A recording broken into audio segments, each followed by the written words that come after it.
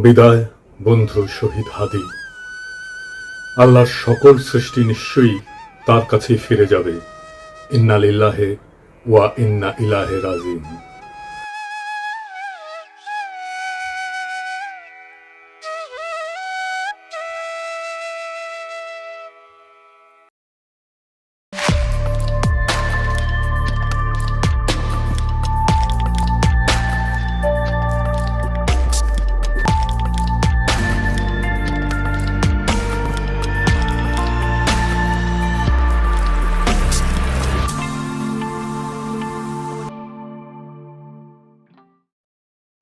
ফ্যাসিবাদ বিরোধী সংগ্রামে আমাদের সহযোদ্ধা বীর শরীফ ওসমান হাদি আমাদের এই পৃথিবীর মায়া ছেড়ে চলে গেছে।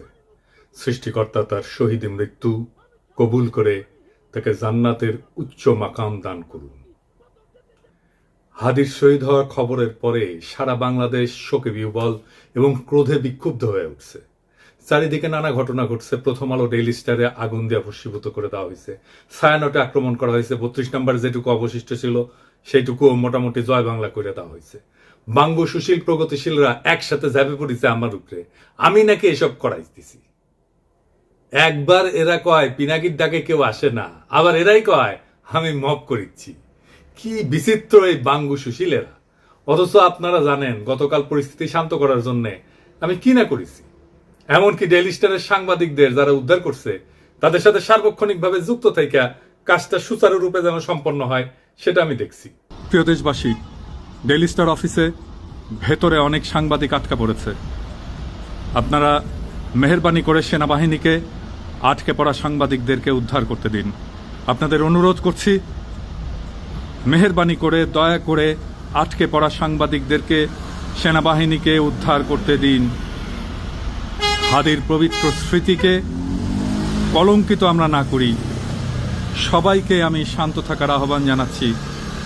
সেনাবাহিনীর যে দল এখানে তাদের উদ্ধার করতে গেছিল তারাই বার্তা পাঠায় জানাইছে তারা উদ্ধার করতে পারতেছে না, আমি যেন সাহায্য করি।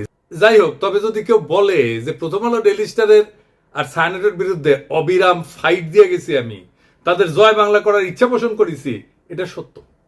এর জন্য যদি আমরা দায় দিতে চায় দিতে পারে, ফেয়ার এনাফ, আমিও দায় নিতে রাজি আছি। তবে সাথে উদিসি আর সিবিবি জয় বাংলা করতে চাইছি, এবার হয় নাই, হবে ইনশাল্লাহ। আমি প্রত্যেকটা ইনস্টিটিউটকে অসংখ্যবার তারা কি কি আকাম করতেছে সেটা দেখাই দিছি। বলছি সংশোধিত হইতে হয় নাই। আমি প্রথম আলোর সামনে জিয়াফত করেছি, দাবি ছিল প্রথম আলোর ডেইলি স্টারের সম্পাদকীয় নীতি পরিবর্তন করতে হবে, করে নাই। তাদের শয়তানি চালায় গেছে। কয়েকদিন আগে ডিসেন্ট দেখাইলো কিভাবে জামাত, বিএনপি, হেফাজত আর আওয়ামী লীগের কর্মসূচিতে সহিংসতার ভাষা প্রথম আলোতে আলাদা আলাদা, পুরা ভাষা আলাদা। এক একটা সংগঠনের জন্য এক এক রকম ভাষা। আওয়ামী লীগের জন্য সবচেয়ে সফট, কোনো পরিবর্তন নাই। জিয়াবতে আমাদের পিটায় তাড়ানো হইলেও সে কি উল্লাস ডেইলি স্টার আর প্রথম আলো সাংবাদিকদের। তো এটা বলে মানুষদের মনে থাকে, মনে না থাকলেও আমরা মনে করাই দেব। এখন প্রশ্ন, ছায়ানটে কেন হামলা? ছায়ানট কি গান শিখায়? না, গান না। তারাই বলে মুক্তিযুদ্ধের চেতনা বিনির্মাণ ছায়ানটের লক্ষ্য। এটা তো আওয়ামী বয়ান তৈরি সফট পাওয়ার। এটা তো জনগণ চিনে। হাসিনা পলায় গেছে, এরা তো আগে সেই কাজ করে যাচ্ছে।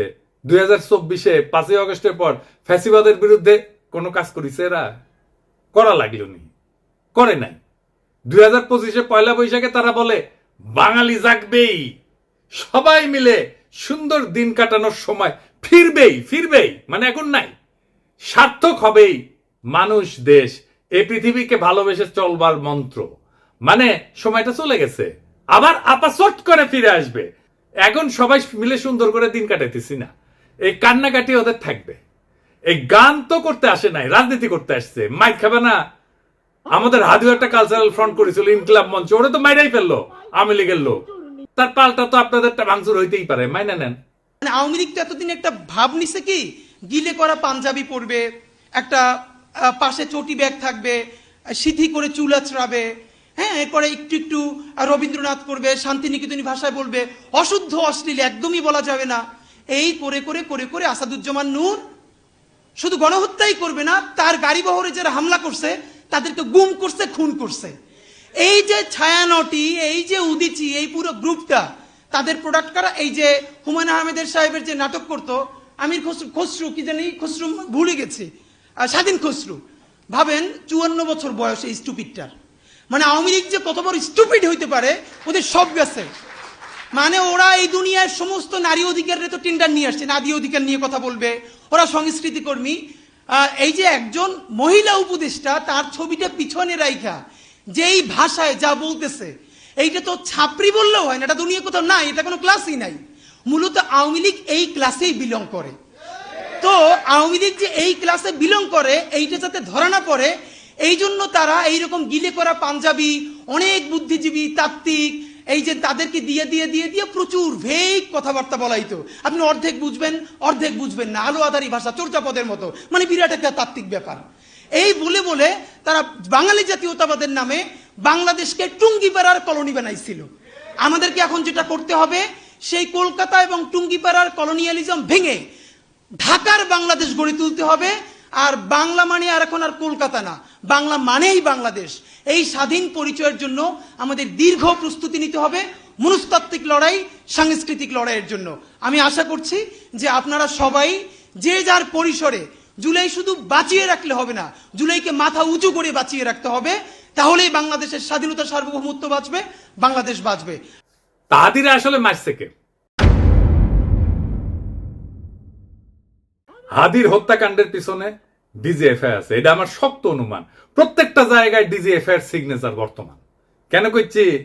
কারণ ওয়াকারের পথ বালক আর ডিজিএফআই হাদির ঘটনা নিয়ে একদম প্রথম থেকে উদ্দেশ্যমূলকভাবে মিথ্যাচার করতেছে। কিভাবে? একদম দেখাই দিই চোখে আঙুল দিয়া।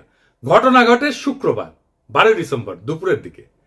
ঘটনা ঘটার সাথে সাথে এই ওয়াকারের পথ বালক আসল অপরাধীকে আড়াল করার জন্য কইল কি ভারত থেকে আসছে নাকি 80 জন শুটার বানোয়াট গল্প প্রচার করলো। কিন্তু ডিসেন্টের অনুসন্ধানে আসল অপরাধী বের হয়ে আসলো, আদাবরের লীগের সন্ত্রাসী যে জেলে ছিল, তারা জামিন করেছে বিএনপির নেতা। তারপরে কি হলো? ঘটনার ঠিক পরের দিন সে অপরাধীর অবস্থান সম্পর্কে ভুয়া ডাহা মিথ্যা তথ্য ছড়ায় যে অপরাধীরা 12 ডিসেম্বর শুক্রবার সন্ধ্যায় ভারতের গুয়াহাটি পৌঁছে গেছে। অথচ আবার সে নাকি এটা আবার হোয়াটসঅ্যাপে ইন্টারসেপ্ট করে পাইছে। চিন্তা করেন। অথচ অপরাধ ঘটে দুপুরের দিকে। দুপুরের দিকে ঢাকা থেকে রওনা দিয়ে সন্ধ্যায় আসামের গুয়াহাটি পৌঁছানো সড়ক পথে অসম্ভব একটা ঘটনা। এছাড়া ঘাতক ফয়সালের বাবা মা আদালতে তাদের স্বীকারোক্তিতে বলছে ঘাতক সেই শুক্রবার রাতে ঢাকার আগারগাঁওয়ে তার বোনের বাসায় ছিল। অর্থাৎ ঘাতকেরা যখন ঢাকায় তাদের বোনের বাসায়, সেই সময় ওয়াকারের পথ বালক গুজব রটাইতেছে যে তারা ভারতে চলে গেছে। চিন্তা করেন, তাদের সন্ধান করে লাভ নাই। মানে বুঝিছেন? যুগান্তরে তার বাবা মা প্রকাশিত বক্তব্য অনুযায়ী সেই রাতে ঘাতকের বোনের বাসায় তারা দেখা করে ফয়সালের সাথে। সেখানে আসামি শুটার ফয়সাল তার অবস্থান নিরাপদ মনে না হয় আগারগাঁও থেকে মিরপুরে যায়। পরে শাহজাহানপুরে আসামি মোহাম্মদ হুমায়ুন কবিরের ভাতিজা আরিফের বাসায় যায়। শুটার ফয়সালের ব্যাগ নিয়ে তার বাবা হুমায়ুন কবির একটা সিএনজি ভাড়া করে দেয় এবং সঙ্গে কিছু টাকাও দেয়। পরবর্তীতে আসামিরা তার ছোট ছেলে হাসান মাহমুদ বাবলু ওরফে রাজের কেরানীগঞ্জের বাসায় আসে এবং তারা জুরাইন থেকে 2টা মোবাইল সিম কিনে ব্যবহার করে। বাবা আমার বক্তব্য যেটা পত্রিকায় প্রকাশ হয়েছে, আমি ব্যানে করছি না, সেটা অনুযায়ী ঘাতক যে এখন ভারতে আছে এমন কোনো তথ্য নাই। ওয়াকারের পথ বালক প্রথম থেকে অপরাধীদের খোঁজাকে ভুল পথে নিয়ে যাওয়ার চেষ্টা করেছে না এবং নিরুৎসাহিত করেছে না যে চলেই গেছে, তো এখন আর খুঁজে লাভ কি? ওয়াকারের পথ বালক অপরাধীদের একটা ভুয়া সেলফি শেয়ার করে বলে গোয়েন্দারা নাকি তার ফোন ইন্টারসেপ্ট করে পাইছে।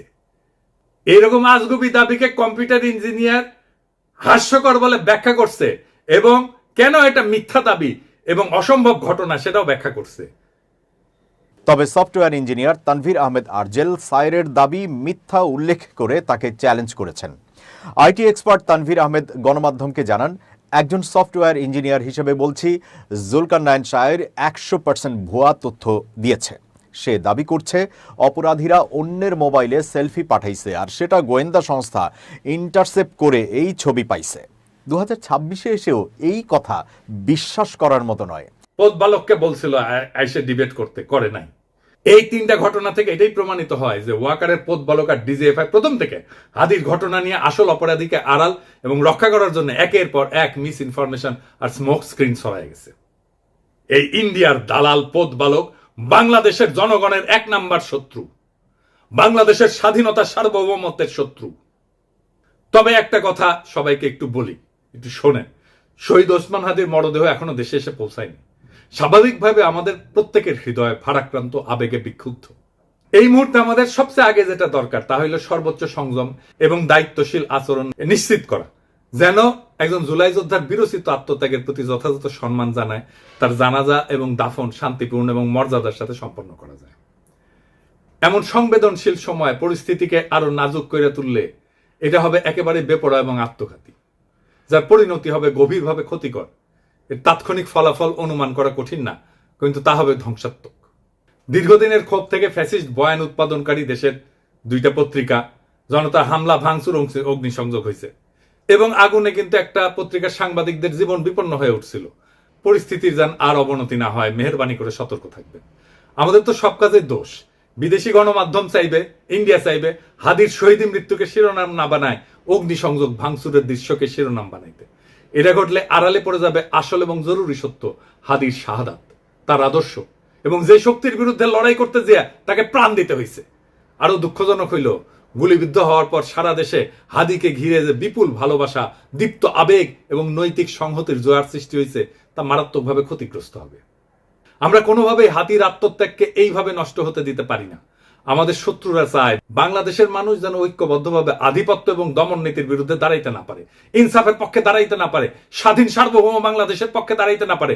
জুলাই যেন কলঙ্কিত হয়, মানুষ যেন ক্লান্ত এবং বিভ্রান্ত হয়ে আবার তাদেরকেই স্বাগত জানাইতে শুরু করে যারা পতিত শক্তির পুনর্বাসনে সহায়তা করবে এবং পুরনো মডেলের কবজায় দেশকে আটকায় রাখবে। এই সংকটময় মুহূর্তে আমাদের প্রয়োজন শৃঙ্খলা, ধৈর্য এবং রাজনৈতিক স্পষ্টতা। খুব সহজে উস্কানি দিয়া সংঘাত সৃষ্টি করা যায়। আফগান পাকিস্তান সীমান্তেই দেখেন না, অনেক ক্ষেত্রে না বুঝে তরুণরা সে আগুনে ঝাঁপায় পড়ে, প্রাণ হারায়। আমাদের বুঝতে অসুবিধা হওয়ার কথা না কারা এই সুযোগ নিতে চায়, কারা বাংলাদেশের স্বাধীনতা সার্বভৌমত্বকে পুনরায় বিপন্ন করতে চায়। অতএব উত্তেজিত এবং ক্ষুব্ধ জনতাকে থামাইতে হবে, দৃঢ়ভাবে, শান্তভাবে, ধৈর্যের সাথে এবং অবিলম্বে।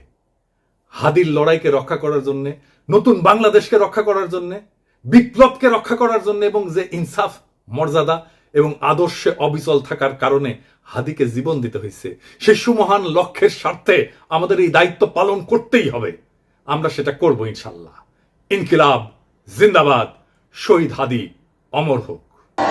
আল্লাহ যতদিন বাঁচায় রাখবে, স্বাধীনতা, সার্বভৌমত্ব, ইনসাফ এবং সততার জন্য লড়াই করব। এই লড়াই আমাদের জিহাদ ইনশাআল্লাহ। আর যদি আমি মরে যাই, আমি শহীদ হয়ে যাই, আমার ডান পাশের ভাই বোনেরা এই লড়াই যতদিন বেঁচে থাকবে ততদিন চালায় নেবে ইনশাআল্লাহ।